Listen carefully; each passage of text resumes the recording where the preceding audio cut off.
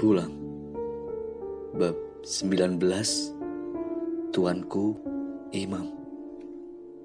5 tahun lalu, aku sedang berada di London saat Mansur mendadak menelepon, memberitahu Kopong jatuh sakit.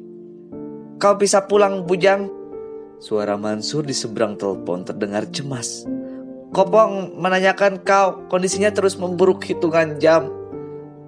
Aku akan segera pulang, Mansur. Segera. Waktu itu, aku sedang menghadiri simposium teknologi kedokteran dunia. Aku sering menghadiri konvensi, seminar, pertemuan seperti ini untuk mencari alternatif investasi bagi keluarga Tong. Ada banyak peneliti berkumpul. Mereka mencari pendanaan penelitian teknologi medis masa depan. 1-2 menarik minatku. Lewat perusahaan legal tauke, dana bisa dikucurkan ke berbagai lembaga riset. Aku juga sering menghadiri pameran seni, mengikuti lelang atau mengongkosi ekspedisi arkeologi dan sebagainya. Itu juga tugasku, sekaligus refreshing yang mengasyikkan. Mobil limusin membawaku ke bandara London. Pilot sudah menunggu di atas pesawat. Kita kembali ke ibu kota, Edwin. Aku masuk ke dalam kokpit. Siap, Cap. Edwin, pilot muda yang baru kurekrut, mengangguk. Dia sedang semangat-semangatnya bekerja setelah 6 bulan lalu dipecat dari militer. Pesawat pribadi berwarna merah dengan simbol T itu melesat ke angkasa. Aku memegang tuas kemudi bersama Edwin. Penerbangan selama 12 jam. Pesawat sempat transit di Abu Dhabi untuk mengisi bahan bakar. Kemudian langsung menuju ibu kota. Aku tiba di markas besar malam ini. Pukul 10, bergegas menuju bangunan tempat Kopong dirawat. Ada beberapa tukang pukul berkumpul di sana. Wajah mereka suram. Semua aktivitas tukang pukul dihentikan sepanjang hari. Akhirnya kau tiba, Bujang. Tauke berdiri menyambutku, juga Mansur. Aku mengangguk. Kopong menunggu kau di dalam. Sial sekali dia. Lebih baik memilih ditemani kau dibanding ku temani. Bilang aku bukan teman penghibur yang baik. Tauke menyeringai. Aku melangkah, masuk ke kamar Kopong. Selang-selang membelit tubuhnya. Beberapa peralatan medis telah disiapkan oleh dokter senior. Ada 2 perawat yang sedang memeriksa. Mereka keluar kamar setelah selesai, menyisakan aku sendirian bersama Kopong. Apa kabar, Kopong? Aku bertanya, tersenyum. Ya, seperti yang kau lihat, Bujang. Kopong beranjak duduk. Wajahnya meringis menahan sakit. Aku membantunya memasangkan bantal di punggung.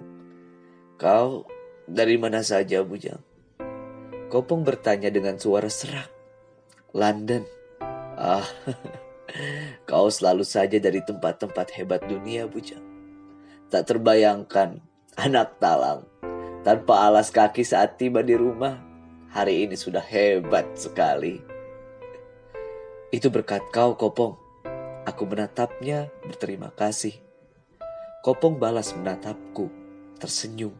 Kamar itu lengang sejenak, menyisakan desing alat bantu.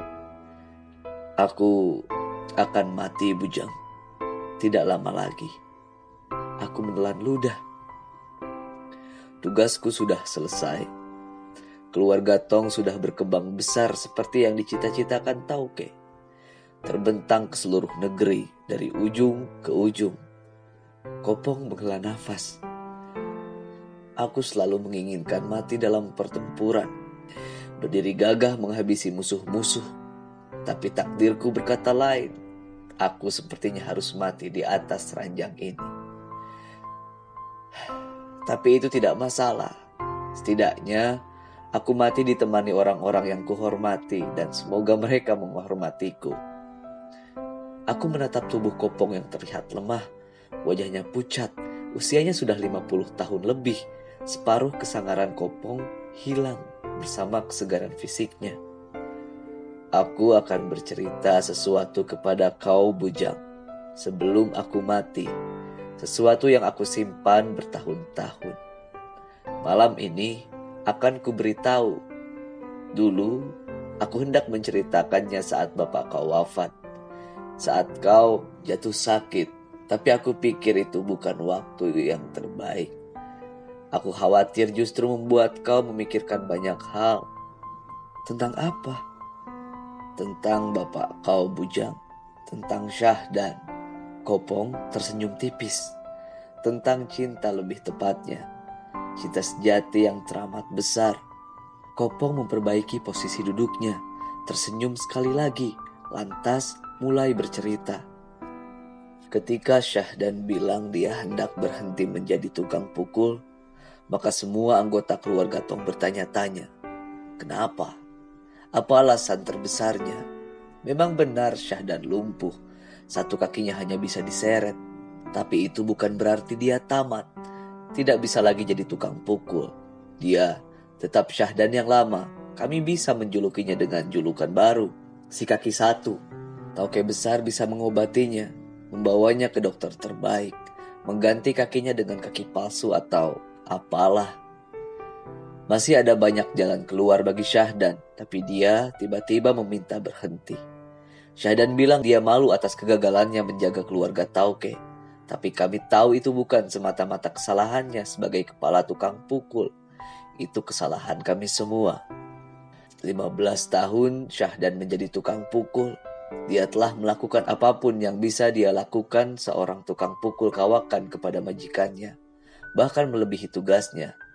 Tiba di puncak posisinya untuk kemudian bilang ingin keluar. Tauke dengan berat hati akhirnya menyetujui permintaan Syahdan. Itu benar-benar pengecualian di keluarga Tong, karena itu bisa merusak sistem. Bayangkan jika tukang pukul lain juga ikut-ikutan minta berhenti. Saat hari kepergian, aku menawarkan diri mengantarnya pulang, atau kemanapun Syahdan akan pergi. Bapak kau tidak keberatan. Dia suka dengan ide itu, setidaknya dia punya teman perjalanan.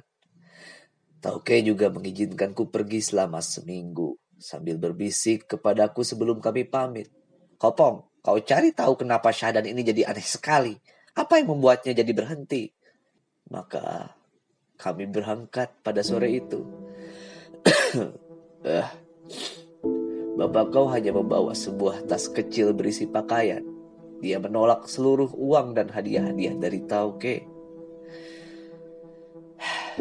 Kami menumpang kereta dari kota provinsi, berjam-jam perjalanan, hingga tiba di sebuah kota kecil pagi hari. Kota itu indah, berada di lembah menghijau, kabut membungkus pepohonan. Aku pikir kami sudah tiba. Bapak kau tertawa, mengajakku menuju terminal, menggendong tasnya. Kami pindah kendaraan, naik mobil angkutan pedesaan. Butut sekali mobilnya.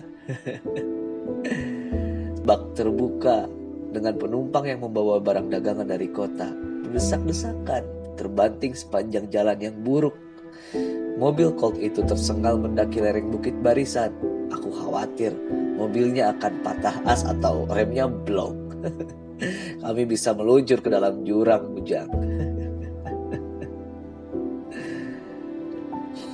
Tapi bapak kau tidak terlihat cemas. Sepanjang perjalanan dia terlihat riang. Tidak terlihat jika dia lumpuh satu atau kesakitan kakinya. Dia menepuk-nepuk bahuku, bilang mobil Colt yang kami tumpangi akan baik-baik saja. Setelah 3 jam perjalanan, kami tiba di sebuah perkampungan yang besar. Ada banyak toko di sana, juga warung makan. Ada sebuah masjid besar dengan sekolah agama, menjadi pusat seluruh aktivitas kampung. Ratusan murid belajar ilmu agama di sekolah itu. Kita tiba, Kopong. Inilah kampungku. Syahdan semakin riang, tawanya lebar. Aku menatap sekitar. Kampung itu terlihat permai. Pepohonan kelapa terlihat. Sawah-sawah luas dan subur. Penduduk yang ramai. Aku menghabiskan usiaku di kota. Menatap kampung itu membuatku ikut senang, sebahagia bapak kau. Beberapa orang yang mengenali Syahdan berseru, memeluknya, seperti lama sekali tidak berjumpa. Aku segera tahu dari percakapan mereka, Syahdan lahir dan besar di kampung itu. Untuk kemudian, saat usianya 20 tahun, tiba-tiba dia menghilang begitu saja selama 15 tahun. Dengan berjalan kaki, Syahdan mengajakku pergi ke sebuah rumah besar di ujung perkampungan. Itu rumah milik orang tuanya yang sudah lama meninggal. Rumah kayu yang kokoh, terlihat kotor, berantakan tidak terurus. Inilah tempat kita akan bermalam, Kopong. Kita harus bersih-bersih. Bapak kau melemparkan sapu ijuk. Aku mengusap peluh di leher. Tadi berjalan menanjak dari tempat berhenti mobil Colt hingga tiba di rumah besar ini, melewati jalan setapak, pematang sawah. Jadilah aku seperti petugas bersih-bersih. Hingga malam tiba, sebagian kecil rumah itu sudah bersih dan layak ditinggali. Bapak kau menyalakan lampu Petromax yang ada, juga menyalakan tungku kayu bakar, mulai merebus air dan memasak sesuatu. Peralatan di rumah itu lengkap, hanya tidak terawat. Malam itu kami makan seadanya, tapi nikmat, sambil menatap hamparan sawah gelap, suara jangkrik, kunang-kunang melintas. Sesekali saat waktu sholat tiba, dari toa masjid besar sekolah agama terdengar suara azan, menggema hingga ujung-ujung kampung. Bapak kau bercerita tentang kampung itu. Kopong, inilah satu-satunya kampung yang menarik di seluruh pulau Sumatera. Aku menatapnya. Apanya yang menarik? Ini memang indah, tapi sama saja dengan kampung lain, bukan? Bapak kau menggeleng. Kampung ini penuh sejarah, Kopong. Sejak zaman penjajahan Belanda dulu, waktu itu meletus peperangan besar di sini. Karena wilayah ini dulu adalah tempat paling strategis untuk menguasai daerah-daerah lain. Ratusan pasukan Belanda membuat benteng, kemudian menguasai daerah sekitar. Aku terdiam. Itu tetap tidak menarik. Di tempat lain juga begitu. Tapi aku akhirnya paham. Syahdan meneruskan cerita. Waktu itu ada seorang tuanku imam, panggilan guru agama di kampung, yang memimpin perlawanan kepada Belanda. Setelah bertahun-tahun berperang tanpa hasil, tuanku imam punya ide yang berbeda. Dia memanggil para parewa, bandit, penjahat dari seluruh tempat di daerah itu untuk bersatu dengannya mengusir penjajah. Jika mereka berhasil melakukannya, maka parewa diizinkan tinggal di kampung, diberikan tapak tanah untuk membangun rumah, persawahan, mulai hidup baru. Itu ide yang menarik, karena zaman itu parewa terusir dari setiap tempat. Mereka hanya membuat risau saja kerjaannya, sama seperti kita mungkin. Tidak ada satupun kampung yang mau bersedia menampung mereka. Penduduk akan mengusir keluarganya, benci sekali. Tapi atas seruan guru tuanku imam, berkumpullah 20 parewa dari berbagai tempat, ditambah murid-muridnya, juga penduduk kampung. Pasukan itu lengkap. Mereka gagah berani menyerang benteng Belanda. Keajaiban terjadi. Guru agama itu memenangkan peperangan. Ratusan tentara Belanda tewas. Mereka berhasil dipukul mundur hingga kembali ke pelabuhan naik kapalnya. Sejak saat itu, tidak ada satupun penjajah yang berani menyentuh kawasan ini. Tuanku imam memenuhi janjinya. Parewa dibolehkan tinggal di kampung. Mereka diberikan tanah luas di pinggiran perkampungan. Awalnya itu berjalan baik, setidaknya hingga guru agama itu masih hidup. Seluruh penduduk kampung bisa hidup berdampingan.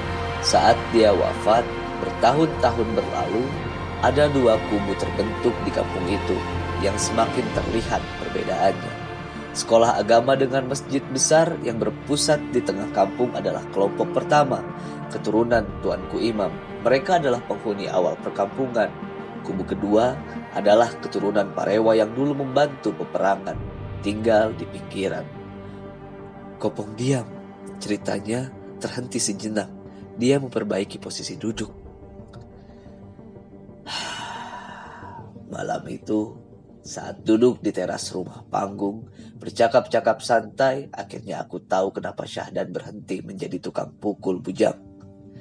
Dia malu-malu, dengan muka merah, mengaku jika dia menyukai anak gadis yang tinggal di dekat masjid besar. Sejak dia belajar agama di masjid itu, bermalam di sana mendengarkan guru agama. Bapak kau sebenarnya adalah keturunan parewa, keluarganya tinggal di pinggiran kampung. Tapi dalam kasus ini, Syahdan sejak kecil justru tertarik belajar agama. Dia tidak menyukai menjadi bandit. Besok pagi, aku akan datang ke masjid besar itu, Kopong. Aku akan melamar kekasih hatiku. Aku bisa melihat betapa bahagianya wajah bapak kau saat bilang kalimat itu. Berpendar-pendar matanya ditimpa lampu Petromax. Aku memang tukang pukul, tapi bukan berarti aku tidak tahu apa itu cinta. Aku melihatnya di mata Syahdan. Cinta sejati. Bapak kau beruntung sekali menemukannya. Kopong terdiam lagi, menatapku lamat-lamat. Aku mengusap wajah. Ini cerita paling detail tentang bapak dan mama yang pernah ku dengar. Tapi semua berjalan berantakan esoknya, Bujang. Sungguh berantakan. Syahdan, aduh, aku sungguh tidak menduganya. Wanita yang dia sukai itu justru adalah putri dari tuanku Imam, guru agama sekarang. Bagaimanalah urusan itu akan berjalan lancar? Esok paginya di masjid besar sudah berkumpul belasan sesepuh, tetua kampung kelompok pertama, kerabat dari tuanku Imam. Saat Syahdan menyatakan lamaran itu, mereka semua berseru menolaknya, mentah-mentah. Itu bukan pertama kali Syahdan melamar mama kau, Bujang. Aku akhirnya tahu dari seruan-seruan marah mereka bahwa 15 tahun lalu Syahdan juga sudah ditolak tuanku Imam yang lama. Berani sekali seorang keturunan Parewa kembali datang melamar. Aku tertunduk menatap karpet masjid, sedih melihat Syahdan dipermalukan, dimaki-maki. Bayangkan perasaan Syahdan. Mungkin sudah tercabik-cabik melihat penolakan itu. Lantas kenapa Syahdan tetap mengotot melamar jika 15 tahun lalu dia sudah ditolak? Karena tuanku Imam sudah berganti. Dulu yang menolaknya adalah ayah mama kau. Dia sudah meninggal. Sekarang tuanku Imam, kepala sekolah agama itu, adalah kakak tertua mama kau. Hanya terpisah 5 tahun dari usia Syahdan, teman dekat sejak kecil. Aku tidak akan mundur, tuanku Imam. Syahdan menegakkan kepala. Matanya yang basah menatap sekitar. Suaranya terdengar bergetar. Aku memang keturunan seorang Parewa, tapi aku mencintai adik Anda. Aku mencintainya sejak remaja dan dia juga mencintaiku. Seluruh kampung tahu itu. Diam kau, Syahdan. Tahu apa kau tentang cinta, ha? Salah satu tetua berseru, memotong. Aku tahu, Wak. Setahun 15 tahun seluruh kesedihan yang harus kutanggung. 15 tahun menanggung kerinduan. Hari ini, aku kembali datang melamar Midah, Wak. Aku tidak akan mundur seperti dulu. Mati pun akan kuhadapi. Tetua kampung itu semakin gemas. Dasar anak tidak tahu diuntung. Kau mau diusir dari sini, ha? Kita usir saja bandit satu ini. Dari dulu seharusnya mereka sudah diusir dari kampung kita. Syahdan tetap berdiri tegak. Nanti jawaban dari tuanku Imam. Tuanku Imam yang sejak tadi diam, akhirnya mengangkat tangan, membuat yang lain terdiam. Syahdan, aku menerima lamaran ini. Pecah sudah keributan di masjid itu. Lebih rusuh dibanding sebelumnya. Lupa jika itu rumah Tuhan. Tetua berseru-seru tidak terima, memukul lantai masjid. 1-2 berdiri mengacukan jari ke depan. Tuanku Imam menatap sekitar. Demi Allah, apa yang kalian inginkan? Syahdan dan Midah saling menyukai. Kita tidak akan memisahkan mereka lagi.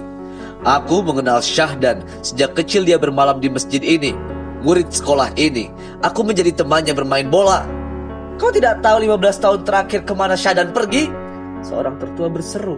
Dia menjadi Parewa di kota provinsi. Bapaknya juga seorang bandit besar. Itulah kenapa tuanku Imam lama menolaknya. Itulah kenapa bapak kau menolaknya. Kenapa kau sekarang malah setuju dia menikahi Midah? Aku tahu persis kejadian 15 tahun lalu. Aku juga hadir di masjid saat Syahdan melamar. Bapakku tidak pernah menolak perjodohan mereka. Tapi kalianlah yang membuatnya ditolak. Membuat bapakku ragu-ragu hingga kemudian menuruti mau kalian. Tidak untuk kali ini. Aku akan menerima lamaran Syahdan. Semua orang berubah. Syahdan bisa menjadi keluarga ini sejak dulu jika kita tidak kejam sekali kepadanya. Aku menyetujui dia menikah dengan adikku Midah. Apapun pendapat tetua. Ingatlah nasihat-nasihat tuanku Imam Agam, guru pertama di kampung ini yang mengajak Parewa tinggal bersama.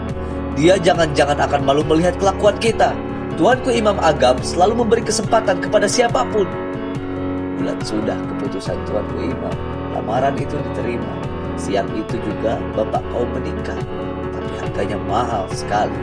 Saat pernikahan dilangsungkan, saat Syahdan dan Midah berjalan keluar masjid, ada anggota keluarga mama kau yang meludahi mereka. Merah padam wajah Syahdan. Jika dia tidak ingat sedang di mana, tabiat tukang pukulnya akan keluar, mengamuk. Tapi dia hanya tersenyum perih. Mama kau menggenggam jemarinya erat-erat, berbisik agar bapak kau sabar. Sore itu juga, Syahdan mengajak mama kau pindah ke kampung lain. Mereka tidak bisa tinggal di sana. Kamar Kopong lengang. Aku terdiam. Apakah Syahdan bahagia, Bujang? Dia bahagia sekali. Saat berangkat naik mobil Colt, membawa mama kau pergi, wajahnya dipenuhi air mata. Aku tidak tahu apa yang terjadi setelah itu. Kau mungkin lahir beberapa tahun kemudian. Kehidupan keluarga kadang tidak mudah, karena pasti banyak masalah yang datang. Bertengkar, ribut, apalagi dengan keterbatasan. Syahdan menolak uang dari Tauke. Dia memulai kehidupan berkeluarganya dari kosong. Tapi aku tahu, meski bapak kau sering mengomel, berteriak dan sebagainya, dia bahagia atas pernikahan itu. Syahdan beruntung sekali. Dia menemukan kembali cinta sejatinya. 20 tahun sejak hari itu, bapak kau menghilang dari keluarga Tong. Hingga sepucuk suratnya tiba di meja Tauke, memberitahu masanya sudah pas. Putra tertuanya sudah remaja, usia 15 tahun. Tauke datang seolah untuk berburu, tapi dia datang untuk menjemput kau, Bujang. Aku tidak ikut rombongan, aku sedang bertugas di kota lain. Tapi aku tidak sabar menanti kau tiba di rumah. Melihat kau datang tanpa alas kaki, dengan tubuh penuh luka, saat itu kenangan atas Syahdan memenuhi kepala. Aku belum menyapamu hingga beberapa hari kemudian. Tapi aku tahu, kau akan lebih hebat dibanding dia. Maka lihatlah sekarang, Bujang. Kau sungguh sudah lebih hebat. Bisikan nama si babi hutan di telinga mereka, maka orang-orang akan gemetar ketakutan. Suruh si babi hutan bicara, bahkan seorang presiden pun akan terdiam mendengarkan. Tangan lemah Kopong menggapai tanganku. Aku akan pergi, Bujang. Jaga Tauke besar. Jaga keluarga Tong. Besok lusa, kaulah yang akan menjadi Tauke di sini. Kau bisa membawa seluruh keluarga kemanapun kau suka. Termasuk akan menjadi apa kau sendiri. Apakah tetap menjadi parewa seperti kakekmu dari bapakmu, atau menjadi pemuda yang baik seperti kakekmu dari ibumu, dari tuanku Imam. Di keluarga ini, seluruh masa lalu, hari ini dan masa depan selalu berkelindan, kait-mengait. Esok lusa, kau akan lebih memahaminya. Aku menggenggam tangan Kopong yang mulai dingin. Mata Kopong terpejam dan dia tidak bangun lagi selama-lamanya. Aku terduduk. Satu butir air mataku menetes di lantai. Bukan semata-mata karena kepergian Kopong, tapi juga untuk ceritanya. Aku tahu sekarang lebih banyak luka di hati bapakku dibanding di tubuhnya. Juga mamaku, lebih banyak tangis di hati mamaku dibanding di matanya. Aku tahu itu sekarang.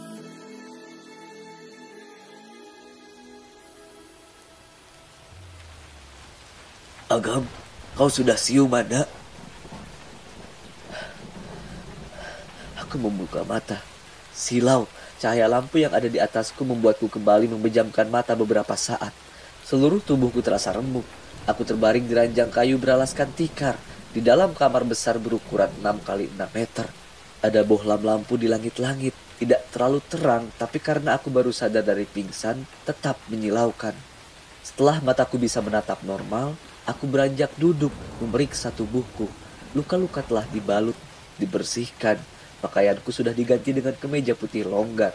Menoleh ke samping, ada seseorang yang berdiri di sana, yang tadi mengajakku bicara. Di mana aku? Kau ada di tempat yang aman, Agam. Orang dengan sorban putih itu menatapku, tersenyum lembut. Siapa kau? Bagaimana kau tahu namaku? Aku bertanya, menatap orang tua itu. Orang-orang memanggilku tuanku Imam, Agam. Aku kakak tertua dari mama kau.